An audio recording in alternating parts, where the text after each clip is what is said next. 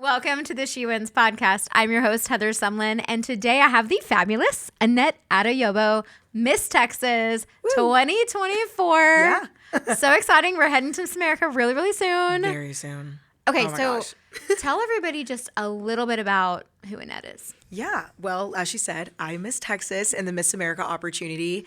I am currently an MBA student at Lamar University. I graduated with my bachelor's degree at UT Dallas and got my first master's degree in clinical psychology at Sam Houston State. Had a little career pivot, and now we're doing law and business. So that's where I'm getting my MBA right now. My platform as Miss Texas is all about autism awareness, safety, and education. I have a younger brother that's on the spectrum, and so I get to go around the state of Texas and even across the country. Next week, I'm going to Pennsylvania, fun fact, and advocating for autism resources, autism programming, and autism training. And I actually made history as the first foreign-born Miss Texas. I was born in Ghana, came to the U.S. twice. The first time I was 2, second time I was 13, and became a U.S. citizen 2 years ago. So that's when I was eligible to compete. Congratulations. Yeah. And eligible to vote, too. Yes, voted So- in my first presidential election, which there we was go. really cool. Nice. Okay, so tell me, you mentioned the shift in career path, so Yes. now I have to know why the change. Yeah. My second year in my clinical psychology degree, I got the opportunity to do an internship at the Tri-County Behavioral Healthcare Center. It's in Conroe, Texas. And I got to work with adults and children on the spectrum, but also get to work with young kids who came from troubled homes and didn't have a diagnosis for any problem behaviors or mental illnesses. And there were many instances where I questioned why I was there, but there was one incident in particular with a young 16-year-old boy who had 7 pending criminal charges at 16. But he was an honor roll student in an engineering program at his high school. And I was just shocked that he was even sitting in front of me. And his guardian, which was his father's aunt, because his father was murdered and his mom was incarcerated for drug use. His guardian was very adamant about making sure we don't end up putting him in jail because she had 3 other sons who all went through the justice system. And as a training clinician, all I could do was give him a diagnosis, and that was it. And something about that just didn't feel right to me. Yeah. And that isn't to say that clinicians' jobs are not important. I think they are. But when we don't get the opportunity to communicate with the attorneys that are representing these kids, we don't know what's happening in that courtroom to advocate for them. And that's when I was like, no, I need to be on the other side of this, advocating for these kids. And so now that I have this clinical psychology background, I can go into law and blend the two together where I can read these clinical reports and now advocate for children as well. Okay, you're so impressive. Thank you. I'm so excited. Okay, so I ask everybody some of the same questions. All right. So what does winning mean to you? How do you define it? It's a great question. I think I learned what winning meant to me this year when I went to Miss Texas. And you won. And I did win. So I think it works. But my first year competing at Miss Texas, which was last year, I spent a lot of time looking at the girls who were getting all the prelims, doing all the things. And I was like, well, I need to be like them. Didn't win. And so when I came in this year, I told myself that my goal is just to be better. Whether that's a better placement, whether that means I'm more confident in myself, whether that means I feel like a stronger competitor, whether that means I impacted more people, that's what winning looks like to me.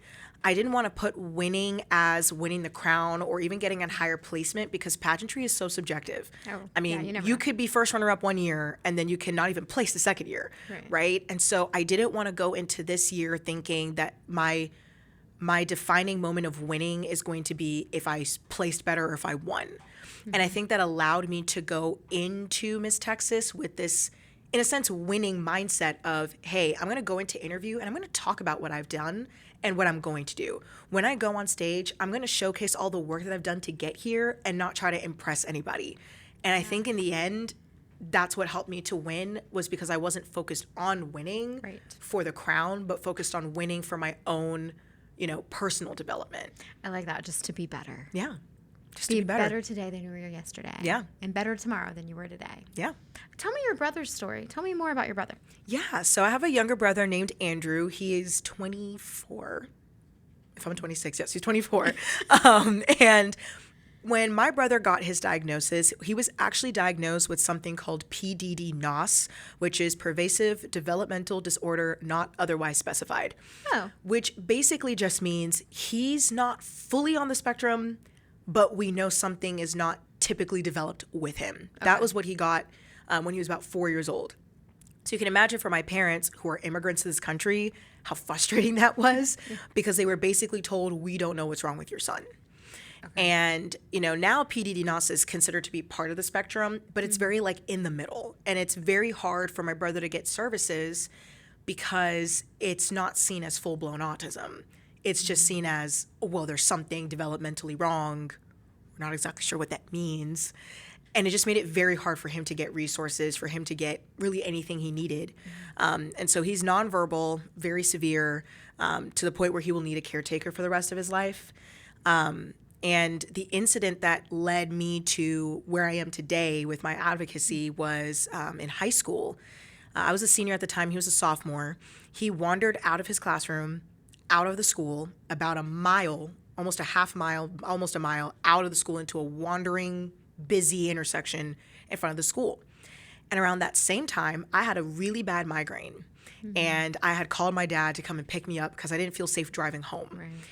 And it was on my dad's way to come and get me that he found my brother on the street, just walking around. It's the most blessing of a migraine I've ever heard. I'm like, now I'm really grateful to have migraines. Yeah. But it was terrifying because we didn't even know he had gone missing. His teachers didn't call my parents. The law enforcement on campus, no one noticed he left? No one noticed. And because my campus at the time was an open campus, they just assumed every student walking out was just going home. I was a senior, so I left early. So I would always just walk past, and no one ever thought anything. And my brother, there are people who say, well, he doesn't look autistic, which autism doesn't have a look. Right. But that was what the law enforcement officer said. They were like, well, he looked like every other student. We didn't think anything of it. I'm like, well, he doesn't have a backpack on. He doesn't have his ID on. Yeah. I would stop a student if they didn't have an ID on. Like, where are you going? Where were you coming from? Where did you go? And that really shook my parents and really made them realize, okay, we need to do something different because we don't feel safe keeping my kid here. Right. And so now my brother lives overseas in my home country of Ghana, and a facility called Hope Setters, which is one of 2 facilities in Ghana that works to care for children and adults on the spectrum. So he gets 24/7 care there. He gets education there. He has his own garden, which is really cool. That's kind of fun. I'm like, that's cool. I want one too. And he goes go-kart racing with his friends. They get to take them to really cool opportunities. He's learning how to type and search on the internet right now. So it was really incredible to see in the 4 years how much he's grown and become even more independent to now where he can shower on his own. He can groom himself. He can pick out his own clothes, stuff I never thought he would be able to do. But it's still unfortunate that he has to be a 17-hour flight away for him to get that service when we in this country should have all of that here ready for him to use. Is that not available? It is. It's just that 2 things. One, many of the programs require for their kids to be verbal, which my brother is not. They also require some level of self-sufficiency, which my brother is not going to be able to meet. And the other thing is just the cost. It's very, very expensive. And if you're not on Medicaid or Medicare, it's very difficult to qualify for those programs for it to be more cost effective. And at the time, it was 2020 when we sent my brother to Ghana. It was COVID. My dad was unemployed. My mom was really sick. So we really only had that option. And at times, it makes me even grateful we have citizenship in Ghana where we could even give him that opportunity. Right. Because if we didn't, I don't even know where we would put my brother today. No idea. Okay, so Miss America is right around the corner. It is. And you're obviously advocating on behalf of your brother and others. So tell me your elevator pitch for your platform. My elevator pitch is this. Autism awareness, or I would say autism in general, impacts so many young children, 1 in 36 children to be exact. And in 10 years, that has increased from 1 in 64 to 1 in 36. And it's projected that in the next 10 years, it'll go in 1 in 12. And Texas, as a state, ranks 49th in the nation for autism care. We fall severely behind. And with all of these kids without access to resources, without an advocate, who are on average spending 20 years on a wait list, it is time that they have someone who's advocating for them on a national platform. Miss America has not had anybody advocate for autism as a national platform in the 103 years that it's existed. And as your next Miss America, I plan to be the first and willing to change that. Okay, so you said it's gone from 1 in 60 to 1 in 36, projected to be 1 in 12. Is it that it's being diagnosed more aggressively, or are we seeing more or are there just more cases? I think it's a little bit of both. I mean, we have much better detection mechanisms now than we did even 10 years ago, which I think is increasing the number of cases. But I think it's also the fact that a lot of people don't think they have autism, but they do. And especially for young women.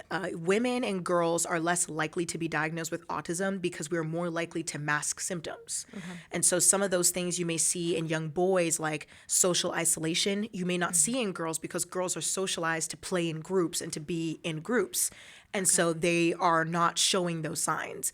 Or stimming. Certain types of behaviors like flapping of the hands or covering the ears. Again, girls are socialized to not do those things. It's unladylike or it's a distraction. And so a lot of these girls are taught to behave a certain way, but it's counter to what they've always felt they needed to do. So we're seeing a rise, especially in young girls, in getting diagnosed with autism, and even autistic adults.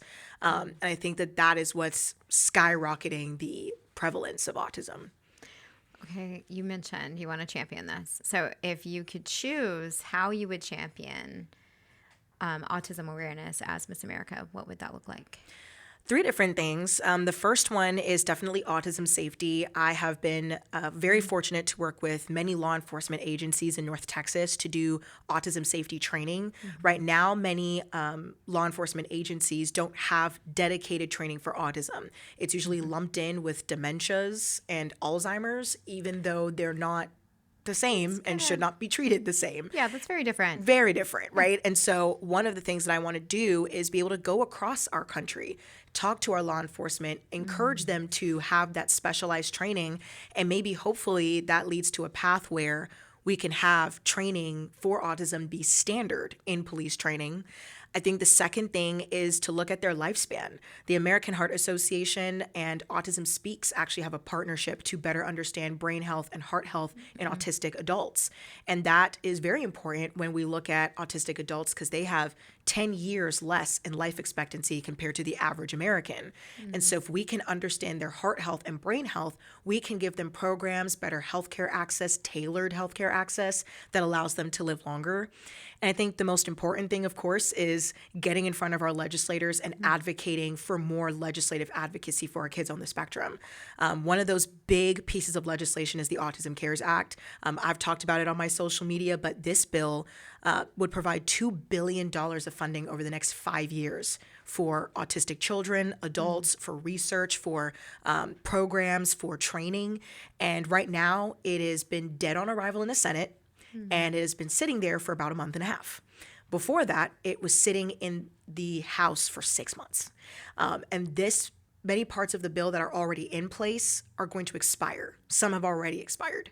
And so we need that bill to be passed, along with many other bills that are floating around as well. But if we don't get statewide or even nationwide legislation, many families are going to lose the care they need. Many families are going to lose out on resources that they have. Research centers are not going to be able to continue to do the work to better understand autism and what they can do for early intervention. Teachers are not going to get training. Law enforcement are not going to get training. So this is a very multi-level, multi-systemic bill that needs to be passed. And as Miss America, that is exactly what I want to champion. Okay, so you're super obviously articulate. Yeah, thank you. You have multiple degrees. You've got it all going on. Why was Miss America on your radar? For a lot of different reasons. The biggest inspiration for me was Avery Bishop, who was Miss Texas in 2022. She talked about in her info session how this organization grew her as a person.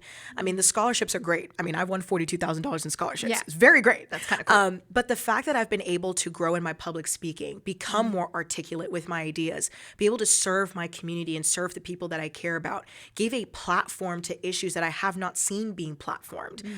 To even hear from other community members who've reached out to me and said, thank you for speaking up about autism. Thank you for giving us a platform, using your voice. That is what Miss America is all about. It's the mission is to empower young women to lead. And if I get to be empowered to lead in this effort, which means my brother can come back home to Texas, that means that other families can have affordable resources. That means that parents don't feel scared when they get that autism diagnosis. They now know and are confident that they can get their child the help. That's what I know Miss America can do for me and for so many other Americans and people across the world, honestly. Okay, so what do you do for fun? Ooh, for fun, eat. Anybody who knows me, I love to eat. Canes specifically. Love Raising Canes. I also love watching documentaries. It's like the nerdy side of me. I'm a big true crime documentary person. Also love history documentaries. Those are my favorite. I also recently got into knitting. Oh, okay. I don't know why. Well, I know why. When I was a kid, I had a babysitter that was always knitting. She would always knit, and she would knit these scarves and hats and beanies. And I'm trying to manifest cold weather right now. So I've been like knitting scarves and like I'm learning how to knit a beanie right now. Might enter my crocheting era. We'll see. But yeah. So are you going to knit while you're waiting for probably backstage? Yeah. If you I think that's so smart. Yeah. If you just I catch like me it. knitting backstage at Miss America, just, don't say anything. Yeah. No, I actually kind of like that. From Yeah. a mental standpoint, It's very it gives you relaxing. something to do. It Yeah. relaxes you. People probably aren't going to bother you too much. I mean, there you go. Yeah. I'm all for it. I love this. Yeah. Okay, so one of the other questions I tend to ask is, tell me about a defining moment in your life. There are many. There are many. But if I could think of one, there's one particular moment that I think led me to where I am today, and it was my sophomore year of college. I was working at the Multicultural Center at UT Dallas as a student success assistant. So my job was to connect students to programs and create programs that would propel them academically and for their own personal development as well. And there's this conference that's held at A&M every year, the Southwestern Black Student Leadership Conference, and I was voluntold to compete in their oratorical competition. I did not want to public speak ever. I was the kid in class that never raised their hand, did not want to answer the question even if I knew the answer. I didn't want to ask a question. So the fact that shocking, right? Yeah, it's shocking now, but at the time I'm like, you couldn't pay me to raise my hand and ask a question in class. I was like, I'm going to just sit in my corner and eventually I'll figure it out. But I think she just saw something in me from the way I interacted with people doing my job. And so she was like, I'm just going to push you to do this and let's just see what happens. And I'm like, well, I'm getting paid to go, so I guess I'll do it. Right. Wrote my speech on the bus ride there to the College Station. And it was a very tough prompt. It was, what are some of the educational gaps for first-generation students and how can we resolve those gaps as college leaders? My parents are both college educated, so I'm not a first-generation student. And I was very blessed to go to a really good high school and a really good college where I got access to a lot of resources. So I didn't feel qualified to even speak on the subject. But then I figured, well, maybe I can turn this around and talk about it from someone who's gotten the resources. What could I do to connect people to it? Because that's literally what I did for my job. Right. And using that as my prompt and my response, I ended up winning on my very first try and got a $500 scholarship. Oh, nice. And so that for me showed me that I do have a skill in public speaking and that people do like what I have to say and that I can contribute something even if my experiences don't align with the majority of the group or if they don't align with what everybody else is thinking. And so that encouraged me to take on more speaking engagements, to speak publicly more often. I was more confident to raise my hand in class. And now that I speak publicly for Like a lot of all what the I do, like all of what I do, I credit Miss Monica, if you're ever seeing this, thanks Miss Monica, for giving me a chance and for believing in me to do something I didn't think I was capable of doing. Well, speaking of speaking, that's literally your talent. Yes. How did you get into slam poetry, right? Like, Yes. How did that become a thing for you? Yeah, I always used to write poetry when I was a kid. I had like a little book. Me too, but I will never share. I had like a book that I made out of paper actually and would like make my own poems. I actually used to like make my own raps as a kid. I don't know. I thought I could be a rapper when I was a kid. It didn't work. Glad There's it still didn't. time. I don't want to. I think we're good. But I loved writing poetry because it was one of the ways that I felt that I could express some of the things I wanted to say without having to say it until I got a chance to say it. And the very first time I got to perform a slam poetry was at the Miss Black and Gold pageant I competed in my senior year of college. I did a rendition of a previous spoken word that someone else had wrote, and that was very well received by a lot of people. And so for me, I thought, wow, like this is something I could start doing. And so I would go to random talent shows and continue performing it. And people would always talk about how they loved that I performed my spoken word and not recite it.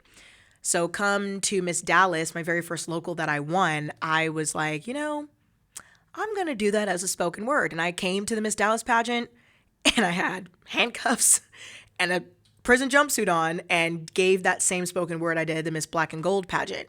And so many people were like, oh, wow, this is really cool. It's only 90 seconds. Can you do it for us? That one. Ooh. Do you remember I it? don't remember most Putting of it her on right the now. spot. We'll see how- I'm like, I don't even remember what the first line is. well, I don't know because I wasn't there. If not, that's fine. I don't. We It's can not cut that coming to part. me. If we can cut that part, we will. Otherwise, we'll just awkwardly go to the next thing. But I will tell you, I love your talent. Thank you. And I've always been a little critical of speeches because I'm like, everybody should be able to speak Right. and all of this. But your spoken word that you did or slam poetry, I guess I could say, that you did for Miss Texas was about your brother. And I remember sitting there and I'm like, I'm getting emotional. I'm feeling all the feelings. Yeah. I'm in. I'm like all in. And I don't know what you're doing for talent for Miss America. I don't know if it's the same or not, and we don't have to tease it. We won't tease it. We won't. We won't tease it. But whatever it is, it's going to be amazing. Thank you. I'm super excited. Super excited. So you've been doing that for now how long then? Like 4 or 5 years? Yeah, about 4 or 5 years, yeah. Nice.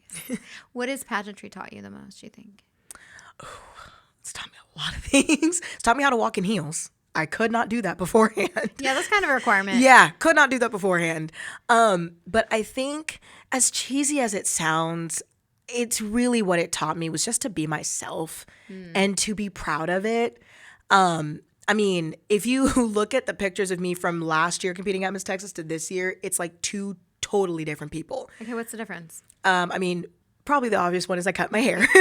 But that really came from taking a moment after I won Miss Southlake to be like, okay, what can I do that's most authentically me? And I thought about when was the last time I felt like myself? And the last time I felt like myself was in 2018 when I cut my hair. The first time. So you like it really short? Yeah, I've always loved it short. Is it because it's like low maintenance? Or what is it about the short hair that you like? A little bit of both. I love that I just get to get up and then it's done pretty much. That's not, I don't know. I can't relate. Mine is like a mess. But I loved that part, but I also love that it shows my face. I felt, absolutely. In high school and college, I always struggled with my hair identity because I think especially in Black women culture, our hair means a lot to us. And, I always hid behind braids or locks or wigs because I didn't like my own hair. And when I finally cut my hair, I felt free. Finally. Yeah. I was like, I can show my face. I feel like people see me more. It works for you. Thank you. I love it. Yeah. And so that was the thing that I thought would help me feel more authentically to myself. I even changed my platform when I was Miss Dallas. I had a platform of youth mental health, But then this time I switched to autism awareness because that was something I felt needed to be talked about. I didn't care if people thought it was too stigmatizing to talk about or that people didn't care about it. I think my spoken word going viral on Instagram showed that many people cared about it. And so I switched my platform to that. And I just reflected more of my personality. That's really what I wanted to do. Was everything that I did, I wanted to show Annette in everything that I did. So much so that even in my final 5 answers, somehow I weaved in canes in there. Yes, you did. And made everybody hungry for canes. It did. And I think I like increased their sales that night because so many people were like, I went to Canes afterwards. But that was just authentically me in that moment. I didn't feel...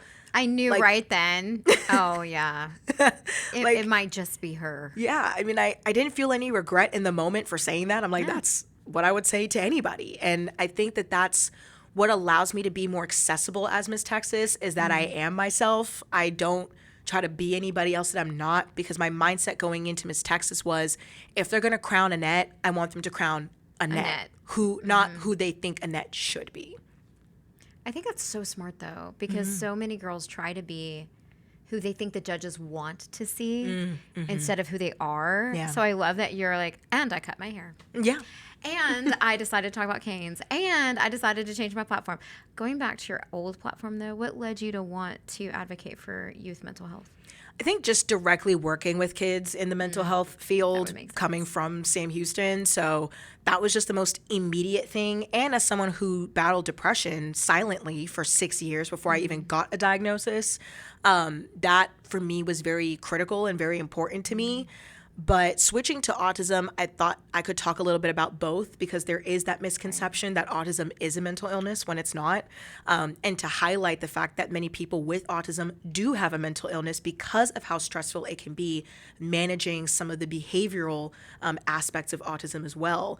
Just hearing from adults on the spectrum who are like, I had anxiety because I worry about what people think of me when they're looking at me. I worry about, how I can go about in society and try to look normal, or I feel depressed because I don't feel like I'm normal.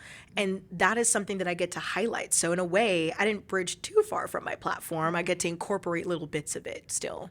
So how do you manage, as you mentioned that you were diagnosed with depression, how do you manage it now? Definitely having a therapist. For me, especially having a Christian therapist was very important to me. My faith is very important to me. And so having somebody that could pour into me in that way, but also help me navigate depression was huge, especially coming from a family where mental illness was not discussed. We don't talk about it. If you have it, put it to the side. We don't want to hear it. That's the family I came from. And journaling has been a big thing. You've actually helped me to be more into journaling and just to be able to kind of brain dump when my brain is kind of having those like fuzzy clouds, and just to have it put on a piece of paper and put it away somewhere. And working out, especially early morning workouts. I've been really into working out at like 6 o'clock in the morning. I don't love it for the time, but I love how much better I feel afterwards. And I feel like I can, and I feel like I can take on the day, and there's no traffic and there's barely anyone there, which makes it even cooler. So that has helped me a lot. And just listening to my body, being Miss Texas, I love that I get to travel, but there are days where I don't really have much going on, and I will nap. I am unashamed of being a napper. I will nap. Napper. I sure am. I love to nap because I know that my body is my body in this physical form for such a short period of time, and I'm not going to burn it out when I don't need to. Rest, that is so wise. Yeah, just rest is just as important as keeping it active. And so I've really leaned into that since becoming Miss Texas is, yes, I get to move my body, and I'm grateful my body can move, and rest is just as important. Okay, what's something that has shocked you the most about being Miss Texas?